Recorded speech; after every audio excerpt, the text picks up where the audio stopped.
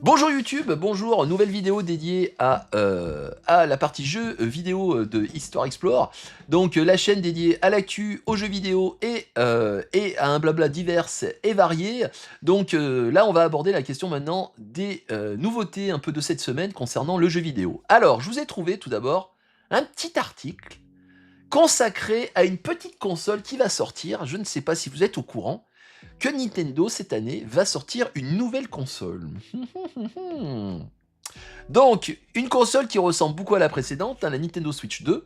Et donc, pourquoi ce petit bref? Parce que simplement, sur le site puissancenintendo.com, vous avez un...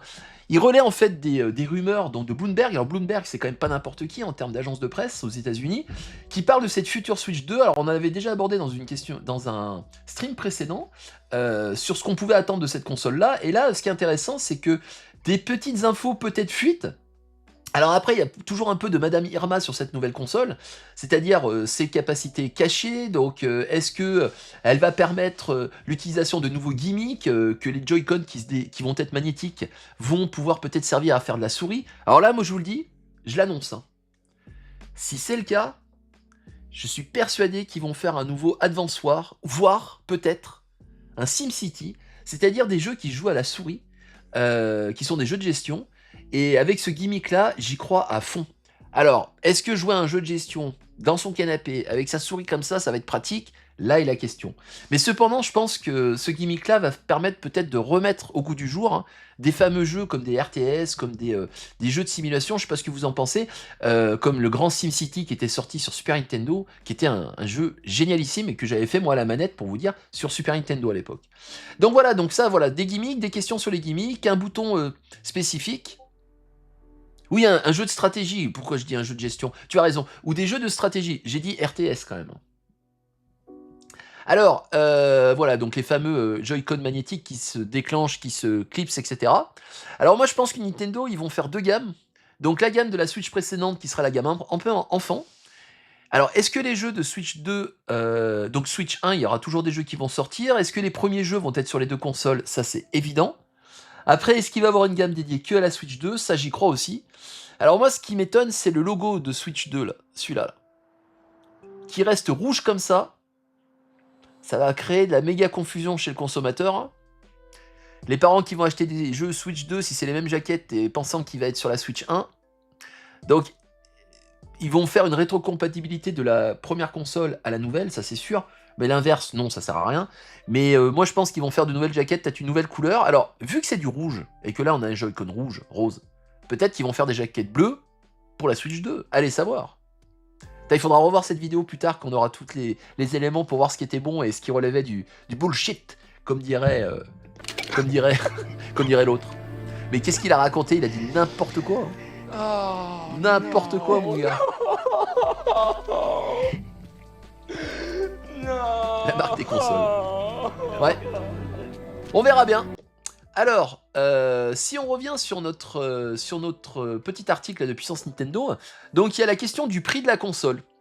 Combien cette console va être vendue? Alors, ils pensent qu'elle va dépasser les 400$. Alors moi, je vous le dis, j'y crois dur comme fer. Moi, je serais même pour du 449€. Donc 100€ de plus que la précédente console, en justifiant que les composants coûtent plus cher, en justifiant que la console est plus grande, et nanana, donc bref, tous les éléments habituels. Et puis parce que la PS5 et la Xbox, elles sont entre 500 et 550$. 550€, pardon. Donc Nintendo va taper là-dessus, je pense, en disant bah, les autres sont plus chers. Et ensuite, peut-être, est-ce qu'il y aura des remises de prix, c'est une chose, mais franchement, je les vois mal, moi, revendre cette console au même prix que la précédente Switch. Alors, pour trancher la poire en deux, est-ce qu'ils vont pas nous faire du 399€? Nintendo, c'est possible, hein. Mais Nintendo, ils aiment le brousouf quand même, hein. 1000€. C'est non, ça c'est la PS5 Pro. Non mais ça c'est clair. Combien? Donc voilà sur cette nouvelle console. Donc voilà, nouveau composant, soi-disant la puce intégrée Nvidia, le processeur plutôt au contraire entre 130 et 150$ pièce. Je pense que c'est un peu au doigt mouillé là qu'ils ont fait cette estimation, Bloomberg. Mais voilà, que la question du prix est une question importante, mais est-ce que ça va freiner les acheteurs Day One? Se pose cette question. Moi, je pense pas y être. Quoi, je vous dis ça maintenant, mais dans quelques mois, vous allez regarder cette vidéo, vous dire ville vendue, tu nous avais dit que non, et puis finalement tu l'as prise. Je ne sais pas. Il faut vraiment qu'il y ait des jeux blockbusters qui déchirent la rétine, et quand on a vu le Mario Kart, là, c'est loin de faire rêver. Hein. Metroid Prime 4. What, ouais. Le line-up de démarrage. Alors, maintenant la deuxième question. Après le prix. Moi, je sens bien 400 ou 449. Ou 439. Allez, 439. Je vous l'emballe, madame. C'est pesé. C'est payé. La deuxième question, c'est maintenant la date de lancement. Alors, vous savez que le 2 avril, Nintendo va faire un Nintendo Direct. Hein. Je pense qu'ils vont annoncer pas mal de choses sur cette question-là. C'est-à-dire qu'ils vont tout simplement indiquer la date de lancement de la console. Alors, certains parlent de juin. D'autres parlent de septembre. Voilà, on ne sait pas en particulier. J'y jouerai pas avant quelques années. La Switch est sortie quoi en 2017, j'ai acheté en 2020. Après le confinement, j'ai loupé la vague de Animal Crossing. Bon, alors moi, j'y suis complètement passé à côté, Animal Crossing. Hein. Par contre, Zelda, hein, grand jeu. Hein.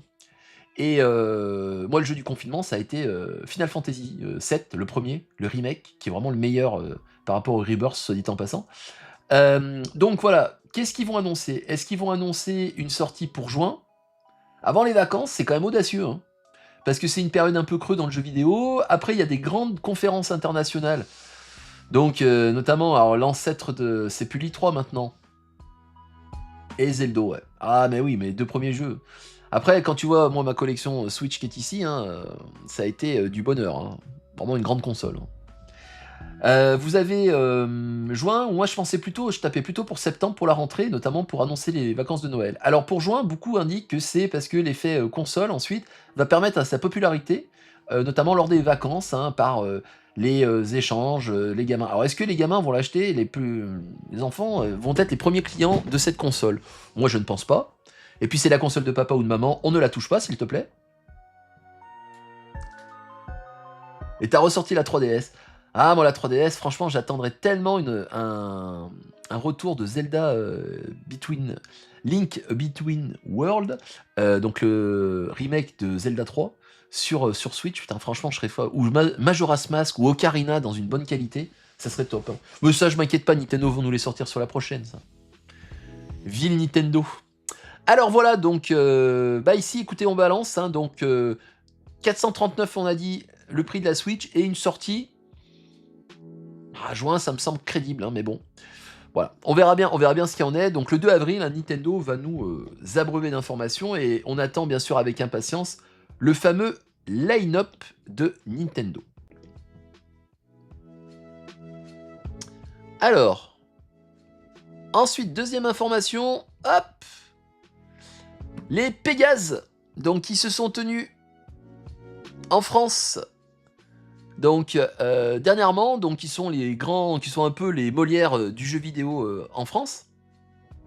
Donc vous avez une cérémonie qui s'est tenue donc à Paris, si je me trompe pas, et notamment qui récompense les jeux faits notamment, les jeux donc réalisés par plusieurs studios, et donc vous avez notamment Ubisoft qui a été récompensé pour son excellent jeu Prince of Persia: The Lost Crown, la couronne perdue.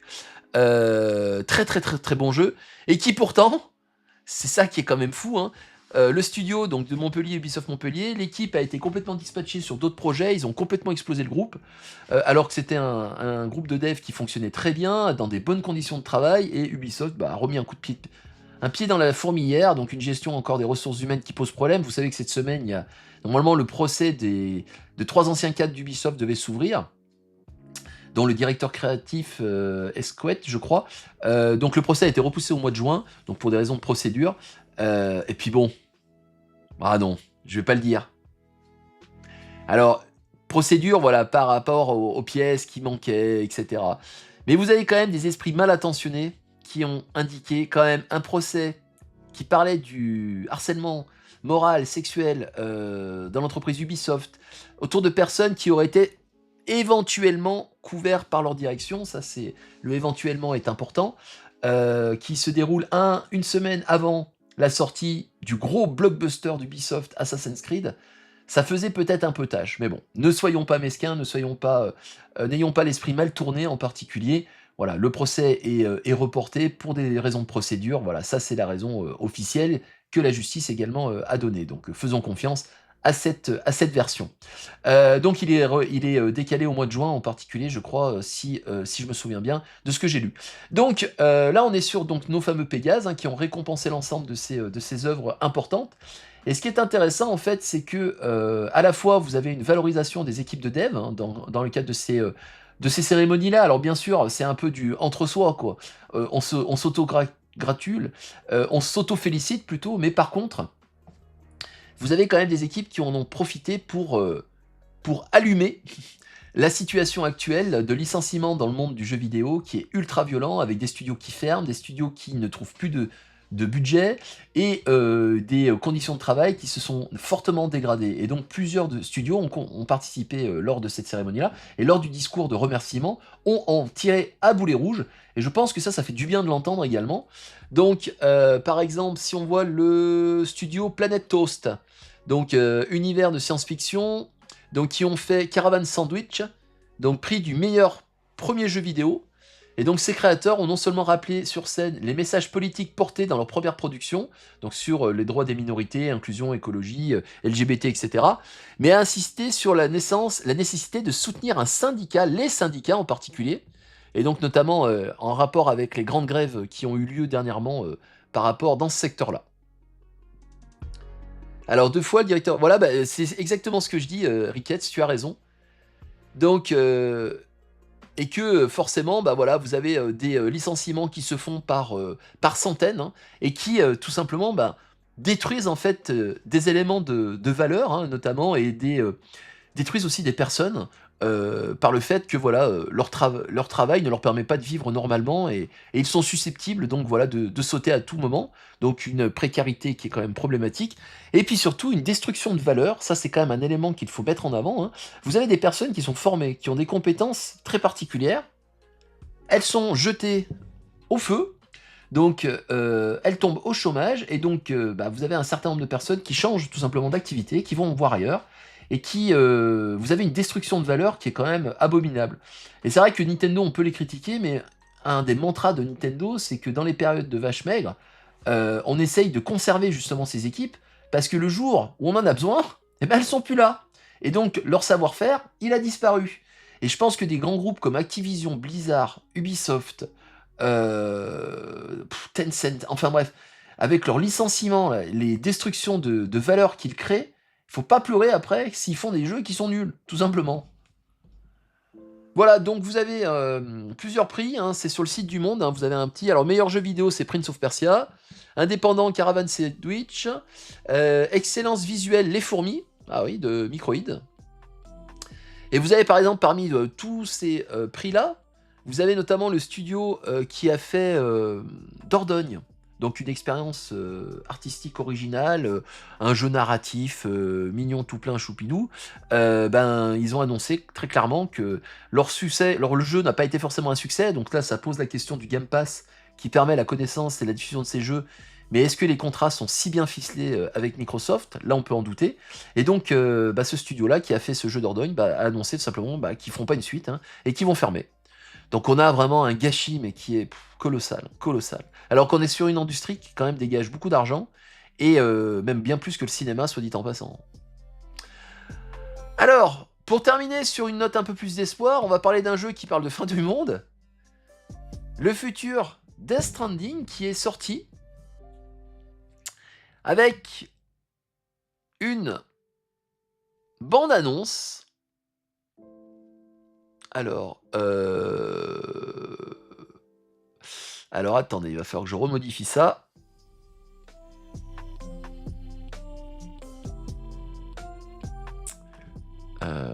Hop là, voilà. Ah, on voit ma foi. Lazikos. Alors, cela dit, on est dans une industrie incapable de se financer elle-même. Investisseurs privés, oui, puis qui ont mis beaucoup d'argent suite au confinement et au Covid, et puis maintenant qui retirent leur bille parce que ça va pas assez vite. Gâchis de richesse, le capitalisme dans toute sa splendeur. Ici, on balance sur Histoire Explore. This thing between us. Je me demande si ce personnage-là n'est pas celui qu'on a dans Death Stranding 1, qui est celui qui a le masque d'or, là. No, it was not a mistake. It was not a mistake. Ah, les captures, elles sont folles.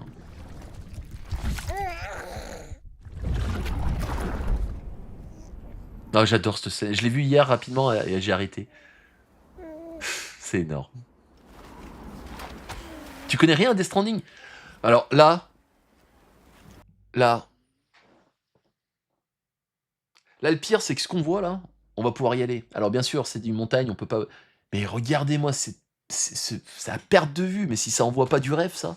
Oh, et donc il sort au mois de juin, celui-là, le 2. Alors le 1, on est dans un monde complètement apocalyptique, hein, où il y a eu une grande catastrophe, le Death Stranding, hein, qui a décimé l'humanité. Quelques personnes subsistent. Les États-Unis ont été éclatés en plusieurs morceaux. Et donc notre objectif, nous, Sam Porter, donc ça c'est Kojima, hein, parce qu'il porte des colis, il doit relier ces différentes zones, recréer du lien entre les gens. Alors le principe, en plus, dans un jeu qui est sorti dans cette période du confinement, c'était quand même génialissime, hein. Et... Et franchement, mais moi je m'y suis pris, hein. Et puis ce qui était génial dans le jeu, c'est que tu vois la montagne là-bas? Tu la vois? Tu te dis, bon, allez, j'y vais. Et tu fonces. Et là, t'as une séquence. D'un coup, t'as une musique qui se déclenche. Tu montes dans la neige. Tu en chies comme un soldat de l'armée rouge. Et tu avances, et tu avances, et que c'est dur, etc. Et tu redescends, et tu tombes dans la neige. Quoi, un sentiment, mais d'exploration qui était génial ici, même si c'était des zones qui étaient plus ou moins fermées. Mais le premier, il était incroyable. Et donc, quand je vois cette image-là, quand je vois ce panorama, je me dis, mais oh, on va devenir zinzin, là. Alors, il a des lubies, il a des éléments qui le concernent, hein. Le pipi caca chez Kojima, c'est assez courant. Mais quand même, voilà, c'est un créateur.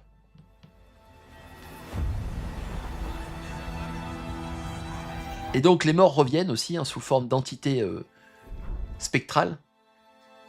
Et là, a priori, on pourrait traverser maintenant le Pacifique. Non mais regarde-moi ça, cette direction artistique, elle est folle, folle, folle.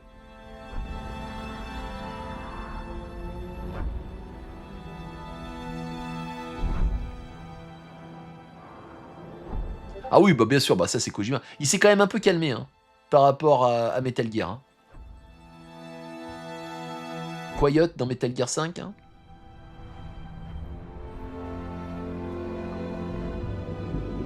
Putain, regardez-moi ça comme c'est beau.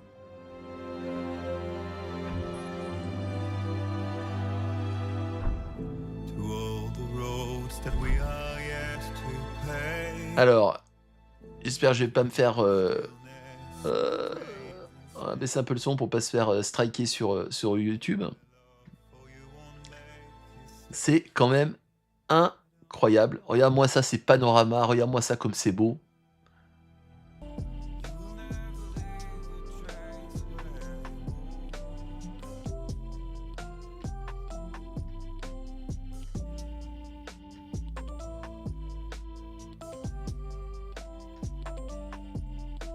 Oh putain.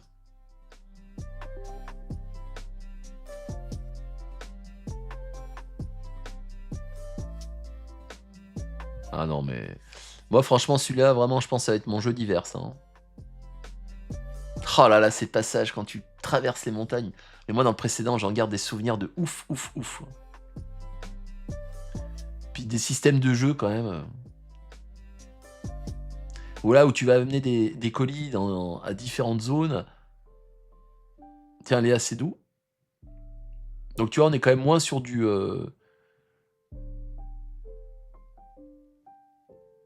sur des éléments quand même sexualisés ou autres, hein.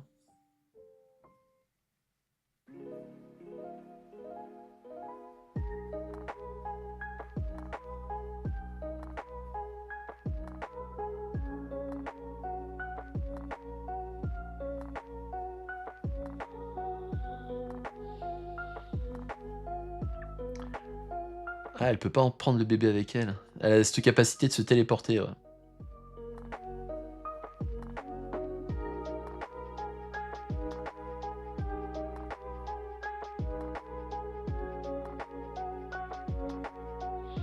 Mais qui sont ces personnages en rouge? Ah, puis les visions complètement fantasmagoriques là qu'on voit là, dans les passages de jeu, là, c'est ces passages de boss, ça.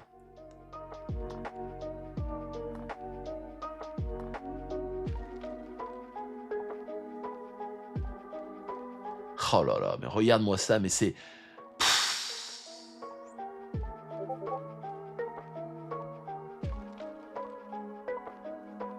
C'est fou, fou, fou, fou, fou. Ah, mais le design, il est incroyable. Hein. Donc ouais, ouais, oh là là là là là là là. Je le découvre. Hein. Ah bah les vacances, elles vont bien être profitables. Hein.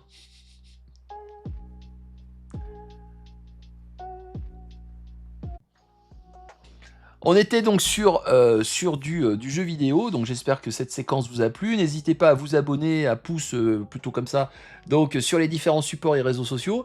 Donc il y a des streams réguliers. Le samedi, c'est toujours l'actu pour l'instant qui est fixé à ce moment-là. Actu politique, actu géopolitique, actu du monde et actu jeux vidéo. Donc j'espère que ça vous a plu. N'hésitez pas à vous manifester, à vous abonner, etc., etc. Moi, je vais vous dire bye bye parce qu'il faut que j'aille préparer le repas. Ah, t'as raison, le raid. À chaque fois que j'oublie. Ah, t'as raison, c'est important. Alors, attends. Comment on fait un raid Allez. Ah, merci Riquette, c'était génial. Vous avez vu cette animation comme elle est belle? Alors ça, c'est mon petit Lolo qui me l'a fait. Je le remercierai jamais assez. Hein. Merci, poto.